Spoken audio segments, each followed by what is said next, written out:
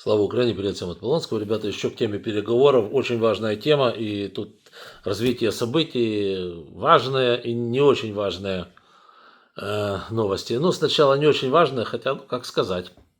Итак, Димон Медведев, он же Димон Алкогном, да, вот эта мелочь пузатая, которая там бегает по Кремлю, бывший подменный президент Российской Федерации, заявил, что переговоры могут быть успешными, но могут быть и неуспешными. А поэтому, значит, ну что, если, говорит, переговоры будут неуспешными, то в таком случае война расширится за счет того, что будут применены новые виды оружия, а также будут задействованы новые враги России. Ну, вот так он имел в виду. То есть будут новые участники в войне. То есть это явный блеф. Они сегодня не могут взять какое-то там село в Донецкой области, да, штурмуют его 3 дня, а то они, значит, начнут атаковать Францию или Финляндию, или Эстонию. Ну, вы же понимаете прекрасно, что это все блеф. Блеф чистейшей воды. Когда у тебя нет карты, ты начинаешь блефовать. Кстати, Трамп из этой же, он постоянно говорит, из этой же оперы, он постоянно говорит, что у Зеленского нет карт. Он у Димона Медведева нет никаких карт, а он блефует, да? Красота, друзья мои. Ну и плавно переходим уже к настоящим переговорам, а не к трепу Димона Алкогнома. Только что, буквально там полчаса назад, Дональд Трамп выкатил новый пост в своей социальной сети, где он пишет, ну, следующее, я сейчас просто зачитаю, переводик уже есть, очень важно, и разберемся, что же он хочет. Я буду говорить по телефону с президентом России Владимиром Путиным. С чего он взял, что Путин президент России? Ладно, опустим эту деталь. В понедельник в 10 утра по Вашингтону. То есть где-то часов 5, я так понимаю, там 7 часов разницы. Ну да, часов 5 вечера по Киеву.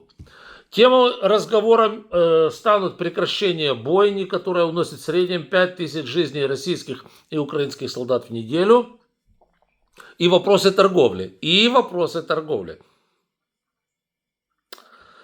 Это ж Трамп. Дальше читаем. Затем я поговорю с Зеленским, а после вместе с Зеленским с различными представителями НАТО. Это уже интересно, да. Надеюсь, это будет продуктивный день. Будет достигнуто прекращение огня. И это очень жестокая война. Война, которая никогда не должна была начаться, закончится. Да благословит нас всех Бог. Конец цитаты Трампа. Что здесь интересно? Что он поговорит с Путиным. По всей видимости, они выработают с Путиным, или не выработают, ну, похоже на то, что выработают с Путиным, что ли, ультиматум в отношении Зеленского. А потом он позвонит Зеленскому и выкатит ему то, что они там наговорили с Путиным. А потом еще будут уже такой сделают общий звонок для связи с различными членами НАТО. Но это пессимистичный сценарий, да? Может быть и такое, что Трамп не пожелает позориться совсем уже, хотя куда уже дальше, и все-таки не будет сдавать, не будет продавать Украину вот за, знаете, просто так. Посмотрим, потому что, ну, мне вот все, что делает Трамп, я уже рассматриваю, знаете, с точки зрения скептика, потому что ничего хорошего от него мы не видели. Мы видели, что сегодня он говорит одно, вы должны ехать в Турцию, там будут важные переговоры, вот это завтра другое. Какие переговоры? В Турции? А я туда ехать и не собирался. И Путин туда не должен был ехать. Нормально, да? То есть вообще разные вещи. Вот. То у него русские танки были бы за 5 часов в Киеве, но в грязи застряли. Ну вообще то, что невозможно на уши натянуть. Вот, поэтому я оставляю какие-то пару процентов вероятности на то, что Трамп нормально сможет завершить войну. Хотелось бы, я что казать, я не против абсолютно. Но разум говорит, что скорее всего 2 деда-мопеда найдут какую-то между собой общую точку, общий знаменатель с тем, чтобы потом шантажировать Зеленского. Ну и вместе с Зеленским шантажнуть НАТО. Вот, потому что вы же прекрасно понимаете, что для Трампа Путин и Ким Чен Ын, они гораздо ближе. Они ему братья по разуму, братья по духу. Вы же поймите правильно. Это полностью лидеры авторитарного плана. Это такие точно, какими мечтает быть Трамп. То есть, понимаете, Трамп, он на Путина и на Ким Чен Ына на самом деле молится. И он им завидует дикой завистью, потому что они могут творить все, что захотят в себя в стране, и никто им слова не скажет. Вот. А таких, как там Зеленский, Макрон, Стармер, которых могут переизбрать на выборах, там туда и сюда, этих он ненавидит. Этих он ненавидит и глубоко презирает. Так же, как и Путин, кстати. Да? Вот, поэтому, ну, честно говоря, я не жду ничего хорошего от переговоров Трампа и с Путиным. Вот, потому что, тем паче, знаю, какие там заявки уже наделали рашисты. Я просто не верю в то, что Трамп будет каким-то образом Путина там шантажнуть так же, как он любит прошантажировать Зеленского. Ну, не верю и все. Ну, дай бог, чтобы я ошибался, да? Вот. И удастся ли ему достичь...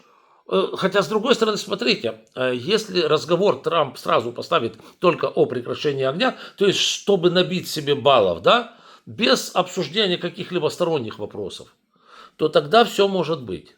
Может, Путин на это и пойдет. Черт его знает, надо же понимать еще тонкости их отношений. Но тогда Трампу может наобещать не весь чего. Вы же прекрасно. Вплоть до снятия санкций. Все, что угодно может сделать. Вот. Но если этого не произойдет и никакого прекращения огня они ни о чем не говорятся, не достигнут. Это 19 число. 20-го Евросоюз уже должен утвердить окончательно 17-й список санкций. Да и Трамп кричал, что я веду против России такие санкции, которые еще не были никогда в жизни. Вот. И что, он ведет 20 числа санкции? Ну, вот не верю и все.